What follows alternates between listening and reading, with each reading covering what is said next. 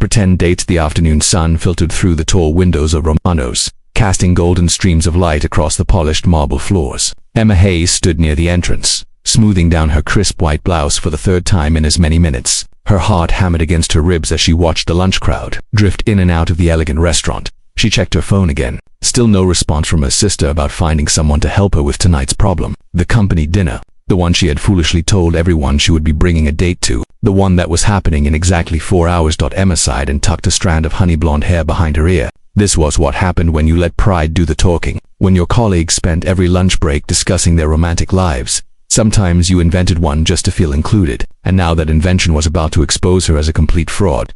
"Excuse me, miss, are you waiting for a table?" The voice was deep and warm, like aged whiskey. Emma turned and found herself looking up at a man who seemed to have stepped directly out of a magazine advertisement. He was tall, with dark hair swept back perfectly, and he wore a charcoal suit that probably cost more than her monthly rent. But it was his eyes that caught her attention, deep blue, with a kindness that seemed at odds with his polished exterior. "Oh no," Emma said quickly. "I'm just ...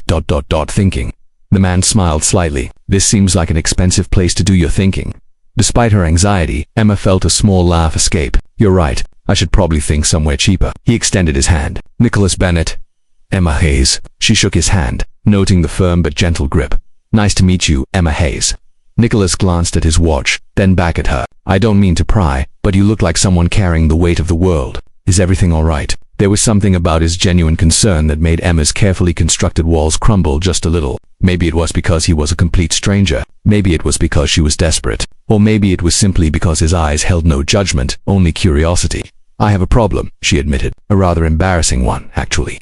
Nicholas tilted his head slightly. "I'm a good listener."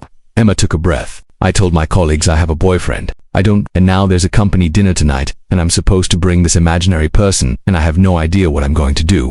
She expected him to laugh or make an excuse to leave. Instead, Nicholas was quiet for a moment, his expression thoughtful. "Why did you tell them you had a boyfriend?" he asked gently. Emma felt heat rise to her cheeks. "Because I'm 28 and work in an office where everyone discusses their relationships constantly. I got tired of being the single girl who goes home to her cat every night, even though I love my cat," she added quickly. "Mr. Whiskers is excellent company." This time Nicholas did smile, and it transformed his entire face. "Mr. Whiskers sounds very distinguished." "He is," Emma said, relaxing slightly. "He has excellent taste in afternoon napping spots." Nicholas studied her for a long moment. Then he said something that made Emma's heart skip a beat. "I could help you, help me, pretend to be your boyfriend, just for tonight." Emma stared at him. "You can't be serious." "Why not?" Nicholas shrugged, but there was a playfulness in his eyes. "Now, I'm free this evening. I clean up reasonably well, and I happen to be an excellent fake boyfriend. Very attentive, remembers fake anniversaries, the whole package." "I don't even know you," Emma said, but she could hear the hope creeping into her voice. "That's true," Nicholas acknowledged, "but sometimes strangers make the best conspirators. No complicated history to navigate, just two people helping each other out." "But why would you do this? What do you get out of it?" Nicholas was quiet for a moment, and something flickered across his face, something that looked like loneliness. "Let's just say I understand what it's like to feel like you don't quite fit the narrative people expect of you. And maybe I could use a break from my own life for an evening." Emma bit her lip, weighing the insanity of the situation against the relief it would provide. "This is crazy." "Completely," Nicholas agreed. "But sometimes crazy is exactly what we need." Against every practical instinct she possessed, Emma heard herself say, "Okay, yes, thank you." They exchanged numbers and agreed to meet 2 hours before the dinner to get their story straight. As Nicholas walked away, Emma couldn't quite believe what had just happened. She had just asked a complete stranger to be her fake boyfriend, and he had said yes. What she didn't know was that Nicholas Bennett wasn't just any stranger. He was the CEO of Bennett Technologies, a millionaire several times over, and the single father of a 7-year-old daughter named Sophie. He had spent the last 3 years building his company while raising his daughter alone after his wife had walked out, claiming she wasn't cut out for family life. Nicholas was good at many things: running a company, making difficult decisions, being a father, but he had forgotten how to be just Nicholas, how to exist outside the roles and responsibilities that defined him. When Emma had stood there, vulnerable and honest about her very human problem, something in him had responded, something that wanted, just for one evening, to be someone else, someone simpler.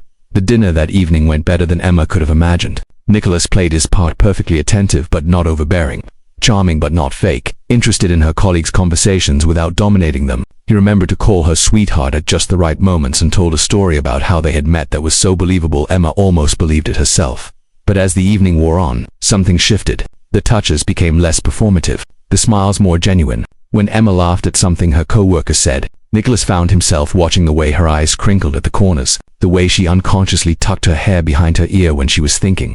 And Emma noticed things too, the way Nicholas's hand rested gently at the small of her back as they walked to their table, the way he listened, really listened when people spoke, the slight sadness that appeared in his eyes during a conversation about family. There and gone so quickly she almost missed it.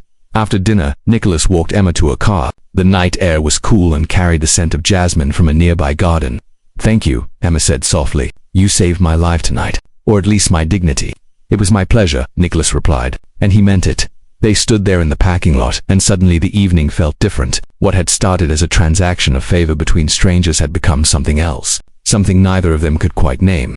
"Nicholas," Emma said hesitantly, this might sound strange, but would you like to get coffee sometime? Real coffee, not fake boyfriend coffee." Nicholas smiled, and this time it reached all the way to his eyes, chasing away the sadness she had glimpsed earlier. "I would like that very much, but I should probably tell you something first." Emma's heart sank. Here it came, the revelation that he was married, or moving away, or had just been being polite. "I have a daughter," Nicholas said. "Sophie. She's 7, and she's the most important thing in my world. Any woman I spend time with needs to understand that." Relief flooded through Emma. "I love children, and honestly, a man who puts his daughter first, that's not a warning, that's a recommendation."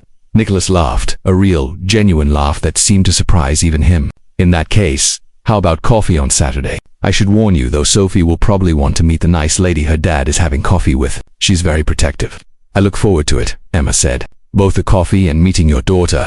As Emma drove home that night, she thought about the strange turns life could take, how a moment of panic and pride had led her to ask a stranger for help, how that stranger had turned out to be exactly what she hadn't known she was looking for: someone kind, someone real, someone who understood that everyone carries their own stories, their own struggles.